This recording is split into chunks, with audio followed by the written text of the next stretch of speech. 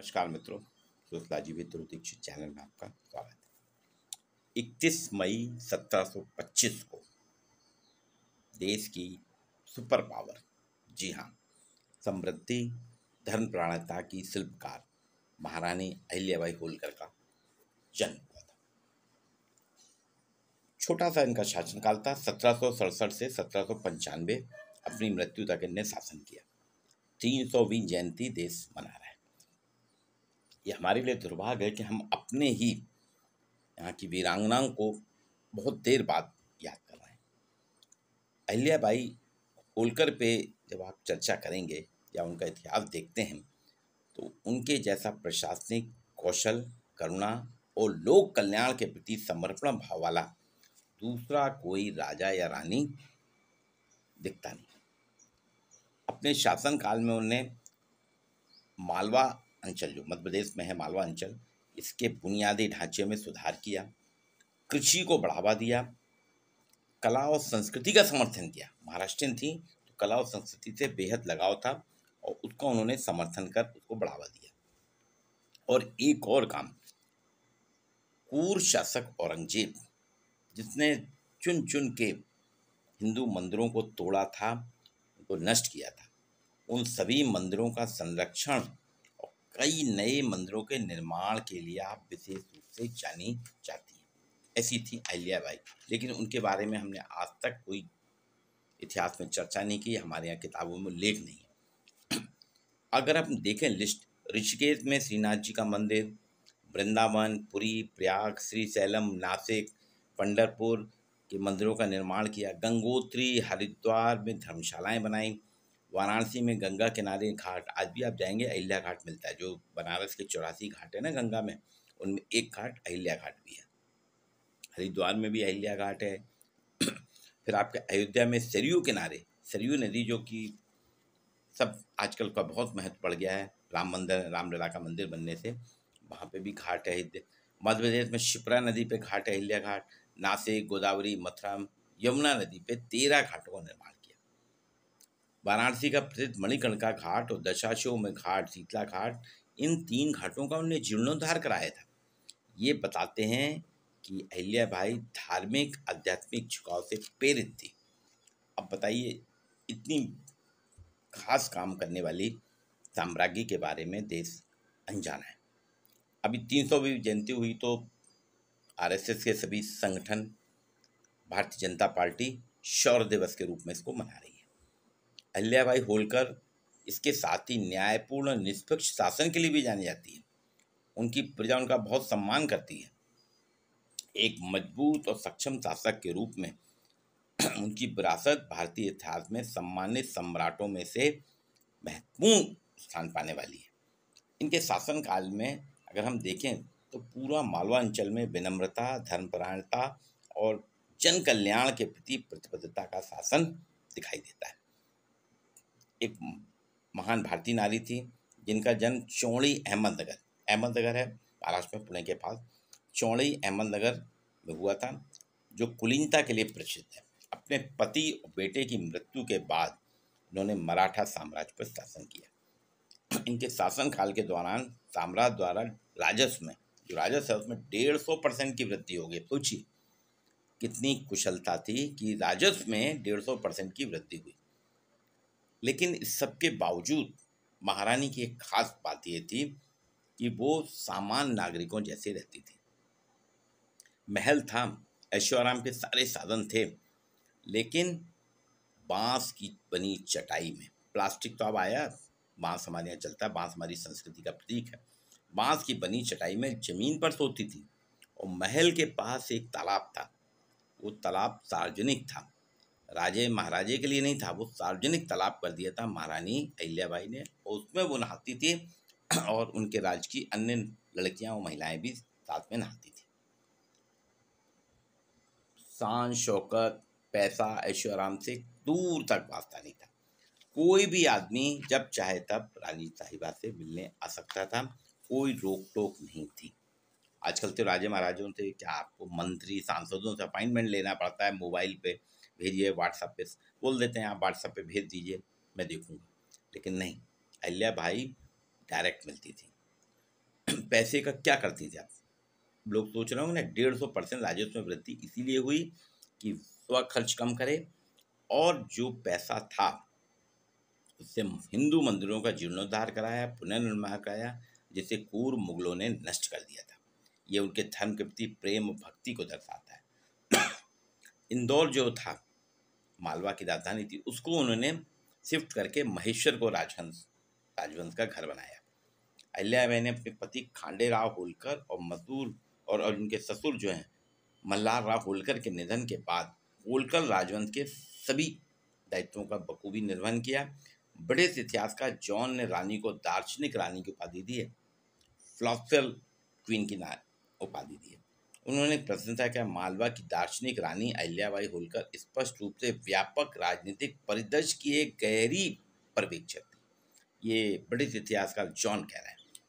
मालवा की रानी ने न केवल एक बहादुर रानी और कुशल शासक के रूप में राज किया, बल्कि एक विद्वान राजनीतिक के रूप में भी अपनी छवि छोड़ी है।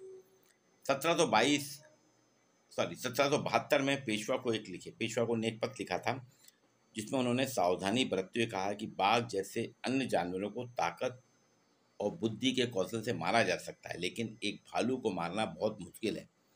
यह तभी मरेगा जब आप इसे सीधे चेहरे पर मारेंगे, नहीं तो एक बार इसकी मजबूत पकड़ में अगर आ गए, भालू अपने शिकार को गुदगुदी करके मार देता है। अंग्रेजों का यही तरीका है, वो गुदगुदी करके मारते हैं, इसलिए उन पर विजय पाना मुश्किल है। हमें युक्ति से लड़ना होगा। उनकी समस्या ये थी कि बहुत ही नाजुक स्थिति में मिला, पति का भी निधन हो गया था, ससुर का भी निधन हो गया था, और एक और उनके साथ ये था कि अपने समय से आगे बढ़ तो रही थी, लेकिन सबसे बड़ा अफसोस यह था उनकी बेटी अपने पति यशवंत राव फांसी की मृत्यु के बाद सती हो गई। 30 साल के शासन के बाद 70 साल की उम्र में रानी की मृत्यु हुई और उनके सेनापति तुकोजीराव प्रथम ने उनको स्थान दिया।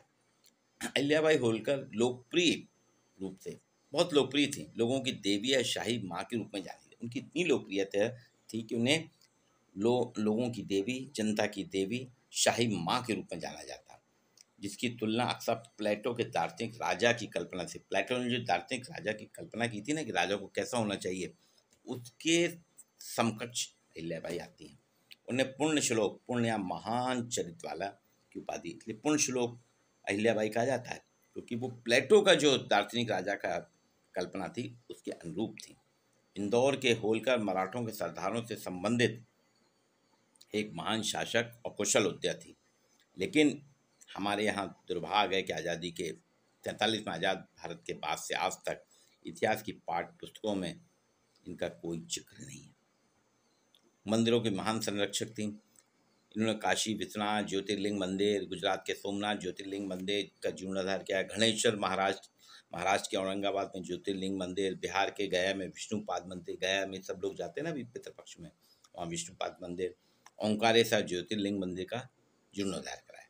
देखिए, हमारे जो 12 ज्योतिर्लिंग हैं उनमें से काशी, सोमनाथ, घृणेश्वर और ओंकारेश्वर 4 का जीर्णोद्धार अकेले अहिल्याबाई ने कराया था अपने शासनकाल में।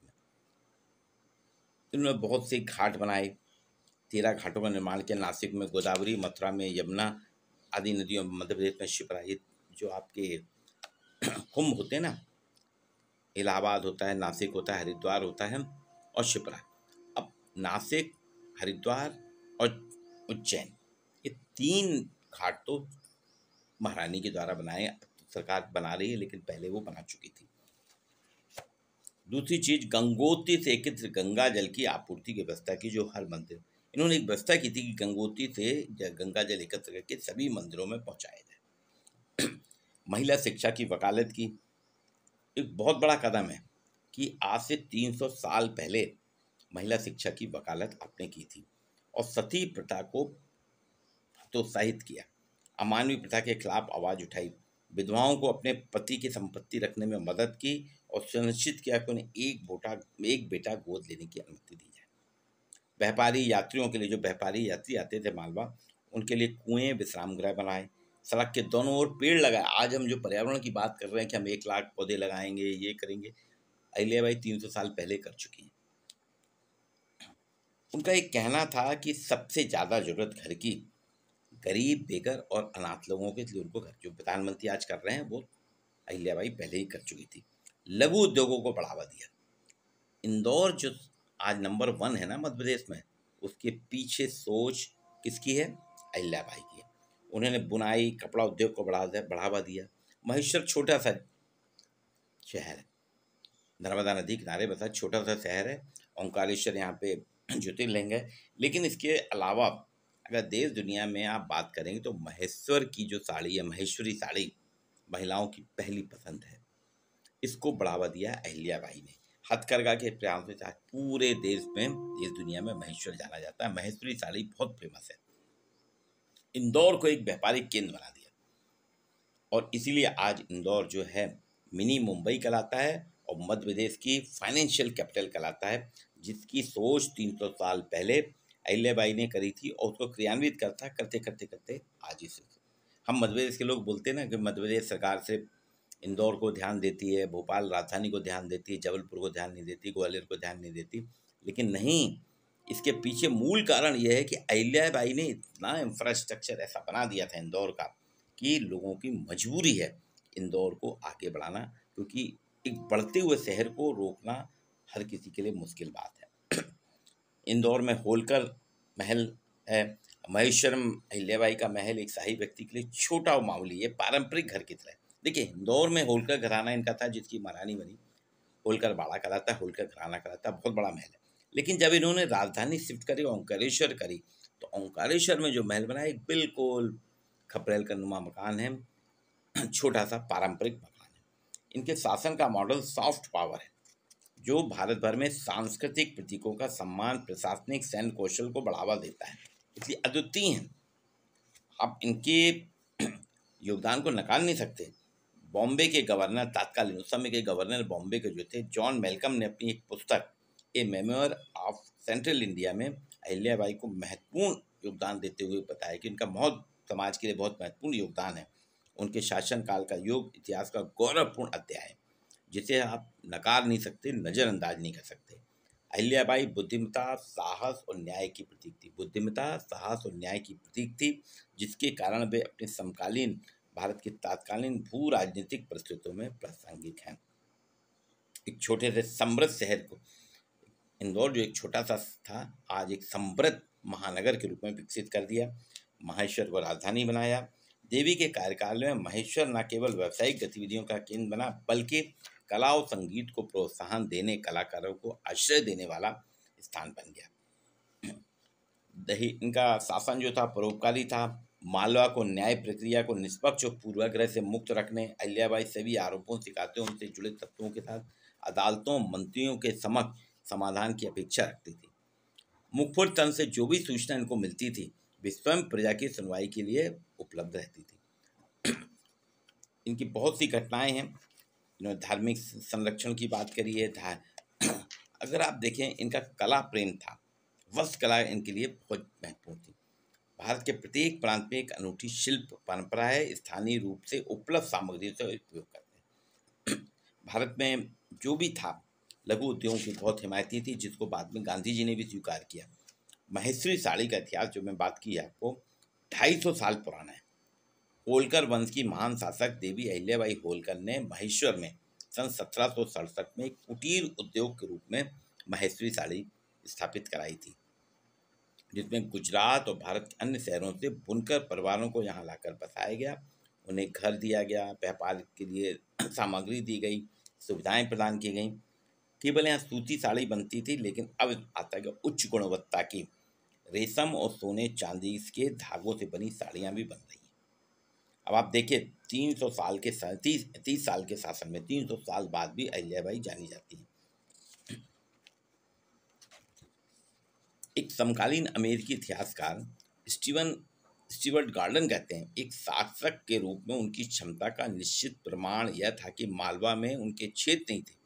एक शासक के रूप में उनकी क्षमता अपनी चारों ओर युद्ध के बावजूद उन्होंने अपने शासनकाल के दौरान मालवा के अनेक क्षेत्रों पर स्थानीय लड़ाई द्वारा हमला नहीं किया, उन्हें बाधित नहीं किया गया। उस समय ये था, सुरक्षित थे।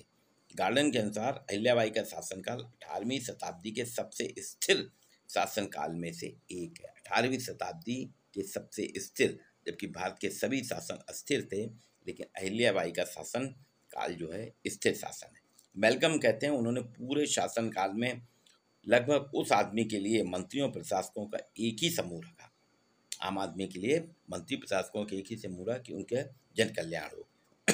इसलिए देखिए, एक छोटा सा गांव आज एक समृद्ध सुंदर, तो स्वच्छता में नंबर 1 है 7 बार से, इंदौर बना। उसी की तर्ज पर महेश्वर भी विकसित हुआ और नर्मदा नदी के तट के जितने भी शहर हैं उनमें अपनी एक पहचान रखता है।